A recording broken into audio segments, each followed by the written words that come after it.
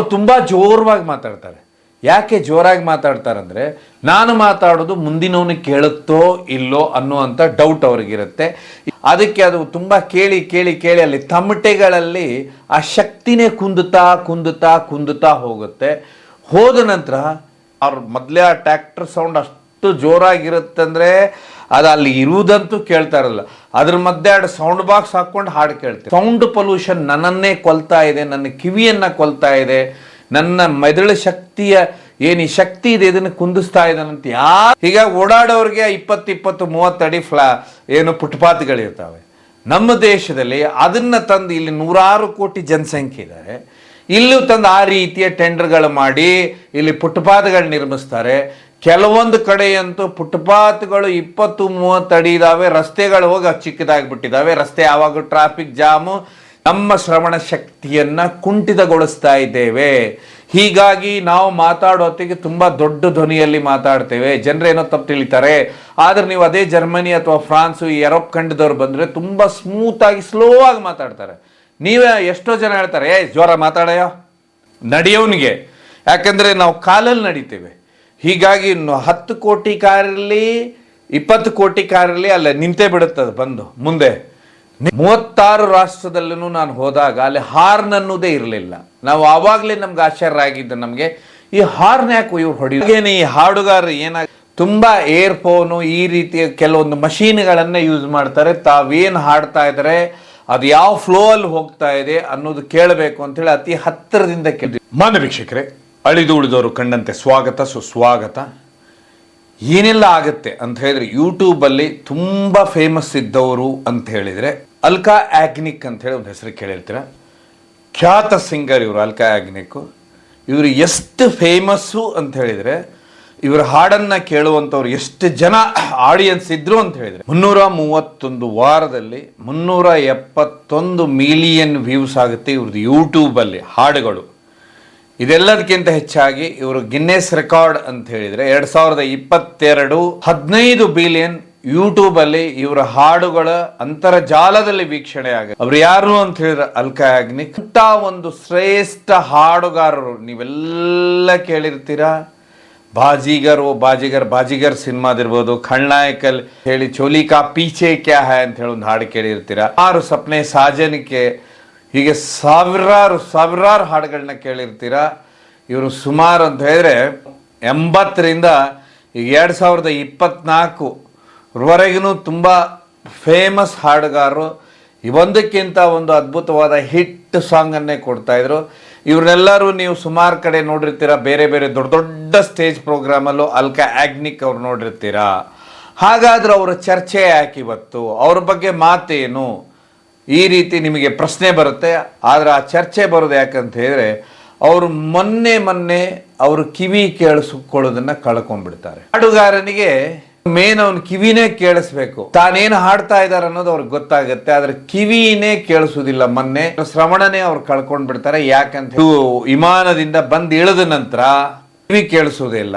ಇದಕ್ಕೆ ಕಾರಣ ಏನು? ಈ ಶ್ರವಣ ದೋಷ. ಯಾಕಂತ ಹೇಳಿದ್ರೆ ಇಂಥ ದೊಡ್ಡ ಸಿಂಗರು ಸುಮಾರು 40-44 ವರ್ಷದಿಂದ ಅಂತ ಹೇಳಿದ್ರೆ ಅಮಿತಾಬ್ ಬಚ್ಚನ್ ಅವರ ಕಾಲದಿಂದನೂ ಇವರು ಸಾಂಗ್ಗಳನ್ನ ಹಾಡ್ತಾ ಇರೋರು. ಈಗ ಅವ್ರಿಗೆ 58 ವರ್ಷ. ಅದೆಲ್ಲದಕ್ಕಿಂತ ಹೆಚ್ಚಾಗಿ ಇವರ ಭಜನ್ ಸಾಂಗು, ಬೇರೆ ಬೇರೆ ಎಲ್ಲ ಹಾಡುಗಳು ಇವತ್ತಿಗೂ ತುಂಬ ಫೇಮಸ್ಸು. ಅದಾದ ನಂತರ ಸಿಕ್ಕಾಪಟ್ಟೆ ಸ್ಟೇಜ್ ಶೋಗಳನ್ನು ಕೊಟ್ಟಂಥವ್ರು ಅಲ್ಕಾ ಯಾಗ್ನಿಕ್. ಅಲ್ಕಾ ಯಾಗ್ನಿಕ್ ಅಂತ ಹೇಳಿದ್ರೆ ಅಷ್ಟು ಜನ ಯೂಟ್ಯೂಬಲ್ಲಿ ಸರ್ಚ್ ಮಾಡಿ ಅಂತರ್ಜಾಲದಲ್ಲಿ ಇವರ ಹಾಡುಗಳನ್ನ ಹುಡುಕಿ ಕೇಳ್ತಿರ್ತಾರೆ. ಅಂಥ ಸಿಂಗರಿಗೆ ಯಾಕೆ ಹೀಗಾಯಿತು ಅನ್ನೋದೇ ವಿಚಿತ್ರ ಇಲ್ಲಿ. ಯಾಕಂತ ಹೇಳಿದ್ರೆ ನಾವು ಎಲ್ಲದರನ್ನು ತುಂಬ ಅಂದರೆ ನೆಗ್ಲಿಜೆನ್ಸಿ ಅಂದರೆ ಈ ಕಿವಿ ವಿಷಯದಲ್ಲಿ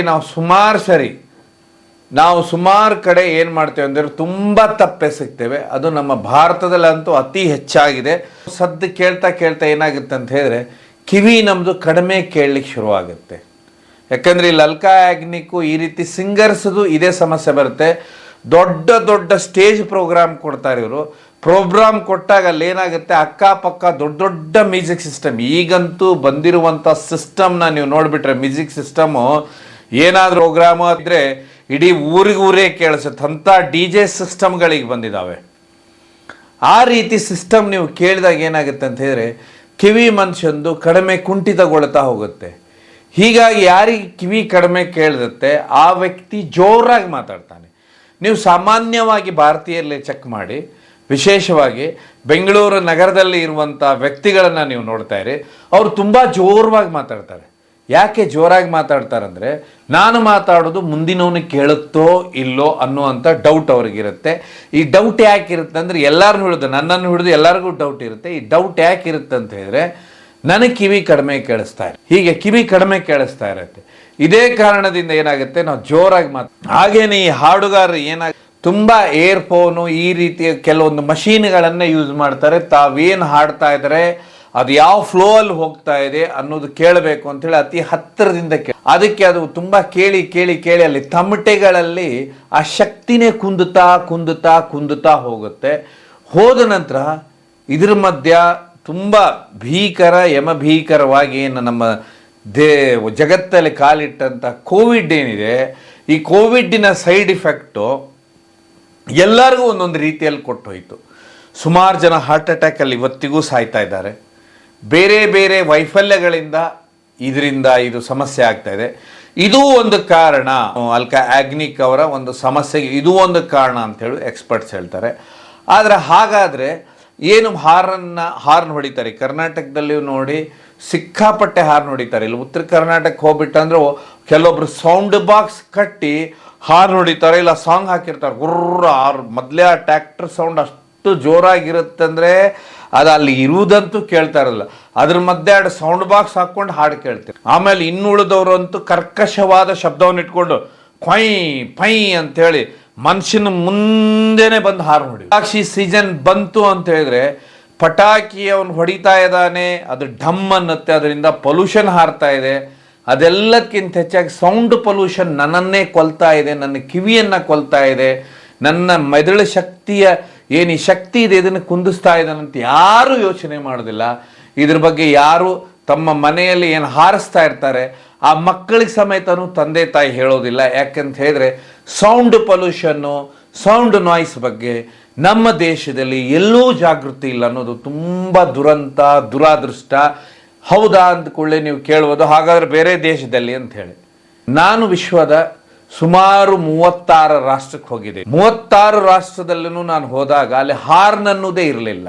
ನಾವು ಆವಾಗಲೇ ನಮ್ಗೆ ಆಶ್ಚರ್ಯ ಆಗಿದ್ದು, ನಮಗೆ ಈ ಹಾರ್ನ್ ಯಾಕೆ ಇವ್ರು ಹೊಡೆಯುವುದಿಲ್ಲ ಅಂತ ಹೇಳಿ. ನೀವೇನಾದರೂ ಫ್ರಾನ್ಸ್ ಅಥವಾ ಯುರೋಪ್ ಖಂಡಕ್ಕೆ ಹೋದರೆ ಅಲ್ಲಿ ಸುಮಾರು ಖಂಡಗಳು ಬರ್ತವೆ. ಬ್ರಸಲ್ಸ್ ಬರುತ್ತೆ, ನೆದರ್ಲ್ಯಾಂಡ್ ಬರುತ್ತೆ, ಫ್ರಾನ್ಸ್ ಪ್ಯಾರಿಸ್ ಬರುತ್ತೆ, ಜರ್ಮನಿ ಬರುತ್ತೆ. ಹೀಗೆ ಸುಮಾರಲ್ಲಿ ಖಂಡಗಳಲ್ಲಿ ಸುಮಾರು ರಾಷ್ಟ್ರಗಳು ನಾವು ನೋಡಿದಾಗ ನಮ್ಗೆ ಆಶ್ಚರ್ಯ ಅನಿಸಿದ್ದಂತ ಹೇಳಿದ್ರೆ ಅಲ್ಲಿ ಹಾರ್ನ್ ಬಾರಿಸೋದೇ ನಿಷಿದ್ಧ.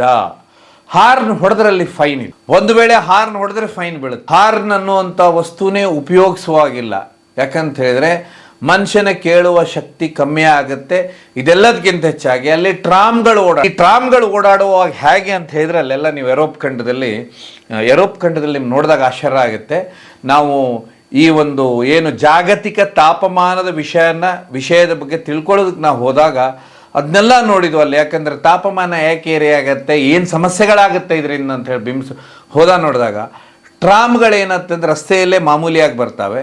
ಒಂದು ವೇಳೆ ಮನುಷ್ಯ ಏನಾದರೂ ದಾಟ್ತಾ ಇತ್ತಂದ್ರೆ ಅಂದರೆ ಮೆಟ್ರೋ ರೈಲ್ವೆ ಥರ ಟ್ರಾಮ್ಗಳು ಒಂದು ವೇಳೆ ಸ್ಲೋನೂ ಆಗುತ್ತೆ, ಇಲ್ಲಾಂದ್ರೆ ತುಂಬ ಸ್ಲೋ ಆಗಿ ಕುಯ್ ಅಂತ ಹಾರ್ನ್ ಹೊಡಿತದು. ಆ ಟ್ರಾಮ್ಗೆ ಅಷ್ಟು ಹಾರ್ನು. ಇನ್ನು ಉಳಿದಂಥದ್ದು ಯಾವುದೇ ನೀವು ಜಾಗದಲ್ಲಿ ಹೋದ್ರೂ ರಸ್ತೆಯಲ್ಲಿ ಅಲ್ಲಿ ಆ ದೇಶಗಳಲ್ಲಿ ಮೊದಲು ಪಾದಚಾರಿಗೆ ಮೊದಲು ಪ್ರಿಫರೆನ್ಸು ನಡೆಯೋನಿಗೆ. ಯಾಕಂದರೆ ನಾವು ಕಾಲಲ್ಲಿ ನಡಿತೇವೆ. ಹೀಗಾಗಿ 10 ಕೋಟಿ ಕಾರಲ್ಲಿ 20 ಕೋಟಿ ಕಾರಲ್ಲಿ ಅಲ್ಲ ನಿಂತೇ ಬಿಡುತ್ತದೆ ಬಂದು ಮುಂದೆ. ನಿಮಗೆ ಆಶ್ಚರ್ಯ ಆಗುತ್ತೆ, ಏನಪ್ಪ ಇವರೆಲ್ಲ ನಿಂತು ಬಿಟ್ರಲ್ಲಿ ದೊಡ್ಡ ಕಾರ್ ಇಟ್ಕೊಂಡು. ಯಾಕಂದ್ರೆ ಮೊದಲು ದಾಟಿ ಅಂಥೇಳಿ ಅವರನ್ನ ನಮ್ಮ ಮೇಲೇನೋ ಅವರು ಬೈಯೋದಕ್ಕೋ ಅಥವಾ ಇನ್ನೋದಕ್ಕೆ ನಿಲ್ಸಿದ್ರ ಅಂತ ನಾವು ತಿಳ್ಕೊಂಡ್ಬಿಡ್ತೇವೆ. ಆದ್ರೆ ನಾವು ರಸ್ತೆ ಪಕ್ಕದಲ್ಲಿ ನಿಂತ್ಕೊಂಡಿದ್ರೆ ನೀನು ದಾಟಿ ಹೋಗು ಮೊದಲು. ಅಂದ್ರೆ ನಾನು ಕಾರ್ ಚಲಿಸೋ ಹೊತ್ತಿಗೆ ನೀನು ಅಡ್ಡ ಬಂದ್ರೆ ನಾನು ಹಾರ್ನ್ ಹೊಡಿಬೇಕಾಗತ್ತೆ. ಆ ಹಾರನ್ನು ಕಾರ್ ಒಳಗೆ ಕೂತ್ಕೊಂಡವನು, ದೊಡ್ಡ ಗಾಡಿ ಒಳಗೆ ಕೂತ್ಕೊಂಡವನು ಯಾವತ್ತೂ ಕೇಳೋದಿಲ್ಲ. ಆದ್ರೆ ಮುಂದಿರೋವನಿಗೆ ಅದು ತುಂಬಾ ದೊಡ್ಡ ಡ್ಯಾಮೇಜ್ ಮಾಡುತ್ತೆ ಅವನಿಗೆ ಕಿವಿಗೆ ಅಂತ ಹೇಳೋದು ಅವ್ರಿಗೆ ಅರ್ಥ ಇದೆ. ಹೀಗಾಗಿ ಇದ್ರ ಬಗ್ಗೆ ಎಲ್ಲ ಅಭ್ಯಾಸ ಮಾಡ್ತಾರೆ, ಅಧ್ಯಯನ ಇದೆ. ಆದ್ರೆ ಇದ್ರ ಬಗ್ಗೆ ನಮ್ಮಲ್ಲಿ ಜಾಗೃತಿ ಇಲ್ಲ ಅನ್ನೋದೇ ತುಂಬಾ ದುರಾದೃಷ್ಟ. ನಮ್ಮಲ್ಲಿ ಕಾರಲ್ಲಿ ಕೂತ್ಕೊಂಡಿರ್ತಾರೆ, ನೋಡ್ಬೇಕು ಆ ಜನ ನಡೀತಾ ಇರ್ತಾರೆ. ಜನ ನಡೆಯೋತ್ತಿಗೆ ನೀವು ನೋಡಬೇಕು, ಪೊಯ್ ಪುಯ್ ಬಾವು ಹೊರ್ರಂತ ಏನು ಹಾರ್ನ್ ಹೊಡೆದಿದ್ದು ನೀವು ನೋಡಿಬಿಟ್ರೆ ಟ್ರಾಫಿಕ್ ಜಾಮಲ್ಲಿ ನಿಮಗೆ ಕೇಳಿ ಕೇಳಿ ಕೇಳಿ ಕೇಳಿ ಕೇಳಿ ಅಭ್ಯಾಸ ಆಗಿರುತ್ತೆ. ಆದರೆ ಒಂದು ವಿಷಯ ನಾವು ನೆನಪಲ್ಲಿಟ್ಕೊಳ್ಬೇಕು, ನಮ್ಮ ಶ್ರವಣ ಶಕ್ತಿಯನ್ನು ಕುಂಠಿತಗೊಳಿಸ್ತಾ ಇದ್ದೇವೆ. ಹೀಗಾಗಿ ನಾವು ಮಾತಾಡೋ ಹೊತ್ತಿಗೆ ತುಂಬ ದೊಡ್ಡ ಧ್ವನಿಯಲ್ಲಿ ಮಾತಾಡ್ತೇವೆ. ಜನರೇನೋ ತಪ್ಪು ತಿಳಿತಾರೆ. ಆದರೆ ನೀವು ಅದೇ ಜರ್ಮನಿ ಅಥವಾ ಫ್ರಾನ್ಸು, ಈ ಯುರೋಪ್ ಖಂಡದವ್ರು ಬಂದರೆ ತುಂಬ ಸ್ಮೂತಾಗಿ ಸ್ಲೋ ಆಗಿ ಮಾತಾಡ್ತಾರೆ. ನೀವೇ ಎಷ್ಟೋ ಜನ ಹೇಳ್ತಾರೆ, ಜೋರ ಮಾತಾಡಯ್ಯೋ, ಏನು ನಿನಗೊಬ್ಬನಿಗೆ ಕೇಳಿಸ್ಕೊಂಡ್ರೆ ಸಾಕ, ನಮಗೆ ಕೇಳಿದ್ ಬೇಡವಾ ಅಂತಾರೆ. ಇದು ಕಾರಣ ಏನಂತ ಹೇಳಿದ್ರೆ ಅವನ ಕಿವಿಯಷ್ಟು ಸೂಕ್ಷ್ಮವಾಗಿರುತ್ತೆ. ಯಾಕಂದ್ರೆ ಅಲ್ಲಿ ಸೌಂಡು ಮತ್ತು ಸೌಂಡ್ ಪೊಲ್ಯೂಷನ್ನೇ ಇಲ್ಲ. ಆದರೆ ನಾವು ಯಾರೂ ಇದನ್ನು ಒಂದು ದಿವಸನೂ ಪ್ರತಿಭಟಿಸುವುದಿಲ್ಲ, ವಿರೋಧಿಸುವುದಿಲ್ಲ. ನಮ್ಮಲ್ಲಿ ಟ್ರಾಫಿಕ್ ಪೊಲೀಸು ತಲೆಗೆ ಹೆಲ್ಮೆಟ್ ಆಗಲಿಲ್ಲ, ಸಿಗ್ನಲ್ ಜಂಪ್ ಆಯಿತು ಅಂಥೇಳಿ ಫೈನ್ ಹಾಕ್ತಾರೆ. ಯಾವಾಗಲೂ ಈ ರೀತಿ ಕರ್ಕಶವಾಗಿ ಜೋರಾಗಿ ಬೊಯ್ಯನೆ ಹಾರ್ನ್ ಹೊಡೆಯೋದಕ್ಕೆ ಯಾವತ್ತೂ ನಮ್ಮಲ್ಲಿ ಫೈನ್ ಇಲ್ಲ. ಯಾವ ಹಾರ್ನ್ ಬಳಕೆ ಮಾಡ್ತಾ ಇದ್ದಾರೆ ಅನ್ನೋ ಬಗ್ಗೆನೂ ಫೈನ್ ಇಲ್ಲ. ಯಾಕೆಂದರೆ ಇಷ್ಟೇ ಸೌಂಡ್ ಹೊರಗೆ ಬರಬೇಕು, ಅದು ಟ್ವೀ ಅನ್ನೋದು ಸ್ವಲ್ಪ ಚಿಕ್ಕದಾಗಿ ಸೌಂಡ್ ಇರಬೇಕನ್ನೋ ಹಾರ್ನ್ಗಳಿರ್ತವೆ. ಆದರೆ ಇಲ್ಲಂತೂ 10 ಮೈಕ್ ಇರೋ ಥರ ಹಾರ್ನ್ಗಳನ್ನ ಉಪಯೋಗಿಸ್ತಾರೆ. ದೊಡ್ಡ ಮಟ್ಟದ ಶ್ರವಣ ದೋಷ ಬರ್ತಾ ಇರೋದು ನಮ್ಮ ಕಿವಿಗಳಿಗೆ. ಇದನ್ನು ಅದಾದ ನಂತರ ಪಟಾಕಿನಂತೂ ನಾವು ಈ ಪರಿ ಸೌಂಡ್ ಕೇಳ್ತೇವೆ ಅಂತ ಹೇಳಿದ್ರೆ, ನೀವೇನಾದರೂ ದೀಪಾವಳಿ ಬಂತಂದರೆ ನಾಯಿಗಳೇ ರಸ್ತೆ ಮೇಲೆ ಕಾಣೋದಿಲ್ಲ. ಯಾಕಂದರೆ ಅವಕ್ಕೆ ನಮ್ಗಿಂತ ಸೂಕ್ಷ್ಮವಾಗಿ ಕೇಳ್ತವೆ. ಆ ಸದ್ದು ಕೇಳೋದಕ್ಕೆ ಹುಚ್ಚಿಡ್ಬಿಡುತ್ತೆ, ಅದು ಎಲ್ಲೆಲ್ಲ ಓಡೋಗ್ಬಿಡುತ್ತೆ. ನಾಯಿಗಳು, ಆ ಪ್ರಾಣಿಗಳು, ಕಾಡಲ್ಲಿರುವಂಥ ಪ್ರಾಣಿಗಳು, ಇದೆಲ್ಲದಕ್ಕಿಂತ ಹೆಚ್ಚಾಗಿ ಬೇರೆ ಬೇರೆ ದೇಶದಿಂದ ವಲಸೆ ಆಗಿ ನಮ್ಮ ದೇಶಕ್ಕೆ ಪಕ್ಷಿಗಳು ಬರ್ತಾ ಇದ್ದು, ಈ ಪಕ್ಷಿಗಳು ಈಗ ಬರೋದು ನಿಲ್ಲಿಸ್ಬಿಟ್ಟು, ಯಾಕಂದರೆ ನಮ್ಮ ಪಟಾಕಿ ಊರಲ್ಲೊಂದು ಹಬ್ಬ ಬರಲಿ, ಜಾತ್ರೆ ಇರಲಿ, ಒಬ್ಬ ಯಾರೋ ಲೀಡರ್ ಗೆದ್ದಿರಲಿ, ಅವ್ರು ಏನು ಸಾಧನೆ ಮಾಡ್ತಾರೋ ಅದು ದೇವರೇ ಬಲ್ಲ ಗೊತ್ತು. ಆದ್ರೆ ಅವ್ರ ಹೆಸರಲ್ಲಿ ಇವ್ರ ಅಭಿಮಾನಿಗಳು ಯಾರ್ದೋ ಬರ್ತ್ಡೇ ಇರುತ್ತೀಗ ಲೈನ್ ಗಟ್ಟಲೆ ಪೊಲ್ಯೂಷನ್. ಇದ್ರ ಬಗ್ಗೆ ಯಾರು ಯಾವತ್ತೂ ಚಕಾರ ಇತ್ತು. ಸಿಟಿಗೆ ಹೋದರೆ, ಬ್ಯಾಂಕಾಕಲ್ಲಿ ನೀವು ಕಾರಲ್ಲಿ ಕೂತ್ಕೊಳ್ಳಿ, ಬ್ಯಾಂಕಾಕ್ ಯಾವಾಗೂ ನಮ್ಮ ಇಂಡಿಯಾಕ್ಕಿಂತ ಜಾಸ್ತಿ ಟ್ರಾಫಿಕ್ ಜಾಮ್ ಇರುತ್ತೆ. ಟ್ರಾಫಿಕಲ್ಲಿ ಜಾಮ್ ನೋಡಿ ಆಶಾರ ಆಗುತ್ತೆ. ಒಂದು ಲೈನ್ನಲ್ಲಿ ಹಾಗೆ ಸರದಿ ಕಿಲೋಮೀಟರ್ ಗಟ್ಟಲೆ ಕಾರ್ ನಿಂತ್ಕೊಂಡಿರುತ್ತೆ ಬ್ಯಾಂಕಾಕ್ ಸಿಟಿಯಲ್ಲಿ. ಆದ್ರೆ ಒಬ್ಬರು ಹಾರ್ನ್ ಮೇಲೆ ಕೈ ಇಡೋದಿಲ್ಲ. ನಾವೇ ಹೋದಂಥ ಟೂರಿಸ್ಟ್ಗಳು ಹೇಳ್ತೇವೆ ಅವರಿಗೆ, ಪ್ಯಾಸೆಂಜರ್ಗಳು, ಹಾರ್ನ್ ನೋಡ್ರಿ ಅಂತ ಹೇಳಿ, ಯಾವ್ದಾರ ನೀವು ಬರೀ ಹಾರ್ನ್ ನೋಡಿದ್ರಲ್ಲೇ ಪ್ರಿಯರು ಅಂತಾರೆ. ತುಂಬ ಆಶ್ಚರ್ಯ ಆಗುತ್ತೆ ಈ ಹಾರ್ನ್ ಬಗ್ಗೆ. ನಮ್ಮಲ್ಲಿ ಈ ರೀತಿ ಹಾರ್ನ್ ಹೊಡಿತಾರೆ. ಇದೆಲ್ಲದಕ್ಕಿಂತ ಹೆಚ್ಚಾಗಿ ನೀವು ಬೇಕಾದಂಥ ರಷ್ಯಾ ಅಂತ ಕಂಟ್ರಿಗೆ ಹೋಗಿ, ಬೇರೆ ಬೇರೆ ಯಾವುದೇ ದೇಶಕ್ಕೆ ಹೋಗಿ, ನೀವು ಬೇರೆ ಈ ಮಿಡ್ಲ್ ಈಸ್ಟ್ ಕಂಟ್ರಿಗಳಿಗೆ ಎಲ್ಲೇ ಹೋಗಿ, ನೀವು ಎಲ್ಲೂ ಹಾರ್ನ್ ಬಳಕೆನ ಇಲ್ಲ. ಇದು ತುಂಬ ಆಶ್ಚರ್ಯ. ಹಾರ್ನ್ ಹೊಡೆದು ಬಿಟ್ಟರೆ ಕೇಸ್ ಆಗುತ್ತೆ. ಹಾರ್ನ್ ಹೊಡೆಯುವ ಹಾಗೆ ಇಲ್ಲ.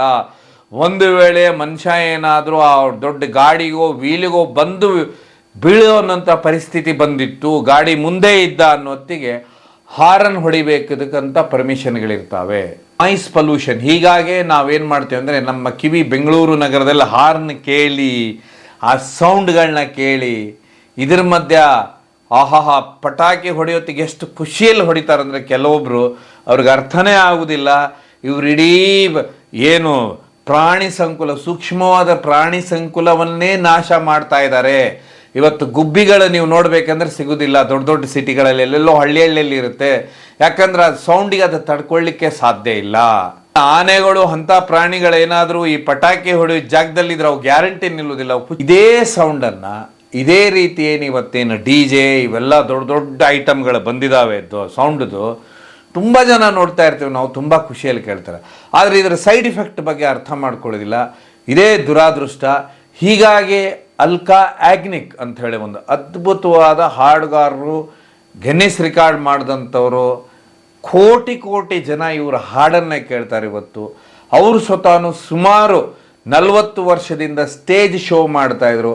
ಅವರು ಎರಡೂ ಕಿವಿನ ಅವ್ರಿಗೆ ಕೇಳಿಸೋದಿಲ್ಲ. ಅದನ್ನು ಒಂದು ಸಿಂಗರ್ ಆಗಿ, ಯಾಕೆ ಅಂತ ಹೇಳಿದರೆ, ಅವ್ರು ವಿಮಾನದಲ್ಲಿ ಬರ್ತಾರೆ, ವಿಮಾನದಲ್ಲಿ ಅವ್ರು ಇಳಿದ ನಂತರ ಅವ್ರ ಕಿವಿನೇ ಕೇಳಿಸೋದಿಲ್ಲ. ಸರಿ, ವಿಮಾನದಲ್ಲಿ ಪ್ರಯಾಣ ಮಾಡುವಂಥವ್ರು ಕಿವಿಯಲ್ಲಿ ಬಡ್ಡು ಅಥವಾ ಇನ್ನೊಂದೇನಾದರೂ ಇಲ್ಲಿ ಅಂದರೆ ಹತ್ತಿನೋ ಇನ್ನು ಏನಾದರೂ ಇಟ್ಕೊಂಡಿರ್ತಾರೆ. ಅಂದರೆ ಅಲ್ಲಿ ಬರುವಂಥ ಒಂದು ಗಾಳಿ ಏನಿದೆ, ಆ ಗಾಳಿನೇ ಹಾಗಿರುತ್ತೆ. ಆದರೆ ಕಿವಿ ತುಂಬ ಸೌಂಡನ್ನು ಕೇಳಿ ಕೇಳಿ ಕೇಳಿ ಅದು ಎಲ್ಲಾದರೂ ಒಂದು ವೇಳೆ ಒಳಗಿಂತ ಒಳಗೆ ಶ್ರವಣ ದೋಷ ಈಗ ಆ ಸಮಸ್ಯೆ ಆಗಿತ್ತಂತ ಹೇಳಿದ್ರೆ ಖಂಡಿತವಾಗೂ ಈ ರೀತಿ ಪ್ರಯಾಣ ಮಾಡಿ ಬೇರೆ ಆಕಾಶದಿಂದ ಕೆಳಗಿಳಿದು ಪ್ರಯಾಣ ಮಾಡಿದಾಗ ಕಿವಿ ಕೈ ಕೊಡೋ ಚಾನ್ಸಸ್ಸು ಸುಮಾರು ಜನರಿಗೆ ಇರುತ್ತಂತೆ ಸುಮಾರು ಎಕ್ಸ್ಪರ್ಟ್ಸ್ ಹೇಳ್ತಾರೆ. ಹೀಗಾಗಿ ನಮ್ಮ ದೊಡ್ಡ ಸಮಸ್ಯೆ ಅಂದರೆ ನಮ್ಮಲ್ಲಿ ವಿಪರೀತ ಟ್ರಾಫಿಕ್ ಮಧ್ಯೆ ಏನಂತ ಹೇಳಿದ್ರೆ ಪ್ಲಾನಿಂಗ್ ಇರಲಾರ್ದಂಥ ವಿಷಯಗಳು ನಮ್ಮ ಬೆಂಗಳೂರಲ್ಲೇ ಇದೆ. ನಿಮಗೆ ಬರುತ್ತೆ, ಅದರಲ್ಲಿ ದೊಡ್ಡ ದೊಡ್ಡ ಫುಟ್ಪಾತ್ಗಳನ್ನ ಕಟ್ಟುತ್ತಾರೆ. ಯಾಕೆ ಆ ಫುಟ್ಪಾತ್ ಅಂತ ಹೇಳಿದ್ರೆ ಇಂಗ್ಲೆಂಡಲ್ಲಿದೆ, ಅಮೇರಿಕಾದಲ್ಲಿದೆ, ಕೆನಡಾದಲ್ಲಿ ಈ ರೀತಿ ಫುಟ್ಪಾತ್ಗಳಿದೆ ಅಂಥೇಳಿ. ಇಂಗ್ಲೆಂಡು, ಅಮೇರಿಕಾ, ಕೆನಡಾನ ನೀವು ಜನಸಂಖ್ಯೆ ಲೆಕ್ಕ ಮಾಡಿದಾಗ ಅಲ್ಲಿ ತುಂಬ ಬೆರಳೆಣಿಕೆಯಷ್ಟು ಜನ ರಸ್ತೆಯಲ್ಲಿ ನಡೀತಾರೆ. ಹೀಗಾಗಿ ಓಡಾಡೋರಿಗೆ 20-30 ಅಡಿ ಏನು ಫುಟ್ಪಾತ್ಗಳಿರ್ತಾವೆ. ನಮ್ಮ ದೇಶದಲ್ಲಿ ಅದನ್ನು ತಂದು ಇಲ್ಲಿ 100 ಕೋಟಿ ಜನಸಂಖ್ಯೆ ಇದ್ದಾರೆ, ಇಲ್ಲೂ ತಂದು ಆ ರೀತಿಯ ಟೆಂಡರ್ಗಳು ಮಾಡಿ ಇಲ್ಲಿ ಫುಟ್ಪಾತ್ಗಳು ನಿರ್ಮಿಸ್ತಾರೆ.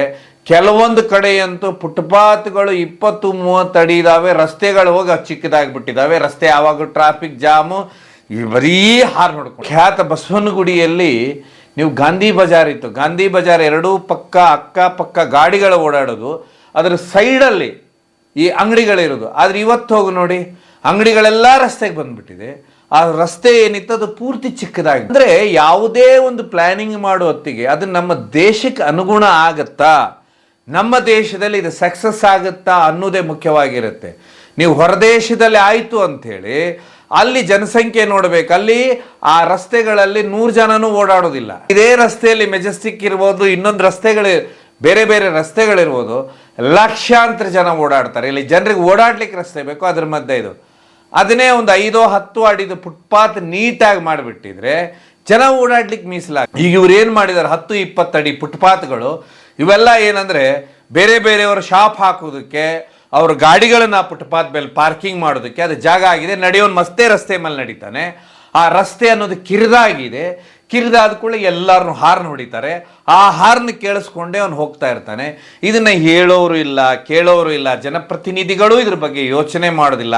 ನಮ್ಮ ಜನ ಎಷ್ಟು ಕಷ್ಟದಲ್ಲಿದ್ದಾರೆ, ಎಷ್ಟು ಸಂಕಟದಲ್ಲಿ ಸಿಕ್ಕಾಕೊಂಡಿದ್ದಾರೆ, ಇವ್ರಿಗೆ ಯಾರಿಗೂ ಅರಿವಿಲ್ಲ. ಜನರು ಅಷ್ಟು ಜಾಗೃತರಾಗೋದಿಲ್ಲ. ಯಾಕಂತ ಹೇಳಿದ್ರೆ ಇವರು ಮರುಪ್ರಶ್ನೆ ಕೇಳೋದಿಲ್ಲ. ಏನು ನಮ್ಮಲ್ಲಿ ಇವತ್ತು ಕಿರಿದಾದ ರಸ್ತೆಗಳಾಗಿ ದೊಡ್ಡ ದೊಡ್ಡ ಫುಟ್ಪಾತ್ಗಳು ಬೇರೆ ಬೇರೆಯವರು ವ್ಯಾಪಾರ ಮಾಡೋ ಕಿರಿದಾಗಿರುವುದರಿಂದ ಹಾರ್ನ್ ಪೊಲ್ಯೂಷನ್ ತುಂಬ ದೊಡ್ಡ ಮಟ್ಟದ. ಒಂದು ವೇಳೆ ಇದೇ ರೀತಿ ಹಾರ್ನ್ ಪೊಲ್ಯೂಷನ್ ಆದರೆ, ಈ ರೀತಿ ಶ್ರವಣ ಅಂತ ಹೇಳಿದ್ರೆ ಇದ್ದಕ್ಕಿದ್ದಾಗೆ ಕಿವಿ ಕೇಳೋದು ನಿಂತು ಹೋಗೋದು ಸರ್ವೇ ಸಾಮಾನ್ಯ ಆಗುವಂಥ ತುಂಬ ಚಾನ್ಸ್ ಇದೆ.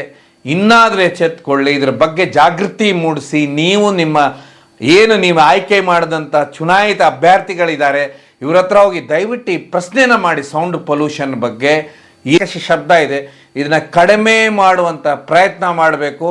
ಜನ ಓಡಾಡೋದಕ್ಕಷ್ಟೇ ಚಿಕ್ಕದಾಗಿ ಫುಟ್ಪಾತ್ ಮಾಡಿದಾಗ, ಆಮೇಲೆ ಪಟಾಕಿ ಇಂಥ ವಸ್ತುಗಳನ್ನು ಉಪಯೋಗ ಕಡಿಮೆ ಮಾಡಿದಾಗ ನಾವೆಲ್ಲೋ ನಮ್ಮ ಕಿವಿಗಳನ್ನು ಉಳಿಸ್ಕೊಳ್ಳಿಕ್ಕೆ ಸಾಧ್ಯ. ಇದನ್ನೇ ಖ್ಯಾತ ಏನಲ್ಕ ಆಗ್ನಿಕ್ ಇದ್ದಾರೆ, ಇಂಥ ದೊಡ್ಡ ಸಿಂಗರ್ ಇದ್ದಾರೆ, ಅವ್ರ ಕಿವಿನೂ ಈ ರೀತಿ ಸೌಂಡನ್ನು ಕೇಳ್ತಾ ಎಲ್ಲೋ ಒಂದು ಕಡೆ ಅಂತ ಹೇಳಿ ಸಡನ್ನ ನಿಂತು ಹೋಗುತ್ತೆ. ಅಂದರೆ ಖಂಡಿತವಾಗೂ ನಮ್ಮ ಕಿವಿಗಳನ್ನು ಉಳಿಸ್ಕೊಳ್ಳಿಕ್ಕೆ ಮಾತ್ರ ಸಾಧ್ಯ. ಹೀಗಾಗಿ ಎಲ್ಲರೂ ಈ ರೀತಿ ಇದರ ವಿರುದ್ಧ, ಸೌಂಡ್ ಪೊಲ್ಯೂಷನ್ ವಿರುದ್ಧ ಧ್ವನಿ ಎತ್ತಿ. ಯಾಕಂದರೆ ಬೇರೆ ದೇಶದಲ್ಲಿ ಇವತ್ತಿನವರೆಗೂ ಹಾರ್ನ್ ಹೊಡೆಯುವುದಿಲ್ಲ, ಯಾವುದೇ ರೀತಿಯ ಧ್ವನಿ ಆಗುವುದಿಲ್ಲ ಬೇರೆ ದೇಶದಲ್ಲಿ. ತುಂಬ ದುರಾದೃಷ್ಟ ಅಂದರೆ ಇದು ನಮ್ಮ ದೇಶದಲ್ಲಿ ವಿಶೇಷವಾಗಿ ಈ ಸೌಂಡ್ ಪೊಲ್ಯೂಷನ್ ಅನ್ನೋದು ಕರ್ನಾಟಕದ ಬೆಂಗಳೂರು ನಗರದಲ್ಲಂತೂ ವಿಪರೀತವಾಗಿದೆ. ಹೀಗಾಗಿ ನೀವೆಲ್ಲರೂ ಧ್ವನಿ ಎತ್ತಿ ಅಂತ ಹೇಳ್ತಾ ಈ ಕಾರ್ಯಕ್ರಮ ಮುಗಿಸ್ತೇನೆ. ಈ ಕಾರ್ಯಕ್ರಮ ಕೇವಲ ಜನಜಾಗೃತಿಗೋಸ್ಕರ, ನಾವೆಲ್ಲ ಜಾಗೃತರಾಗುವುದೇ ನಮ್ಮ ಕರ್ತವ್ಯ ಅಂತ ಹೇಳ್ತಾ ಈಗಲೇ ಎಚ್ಚೆತ್ತುಕೊಳ್ಳಿ ಅಂತ ಹೇಳ್ತಾ ಈ ಕಾರ್ಯಕ್ರಮ ಮುಗಿಸ್ತೇನೆ. ಧನ್ಯವಾದ.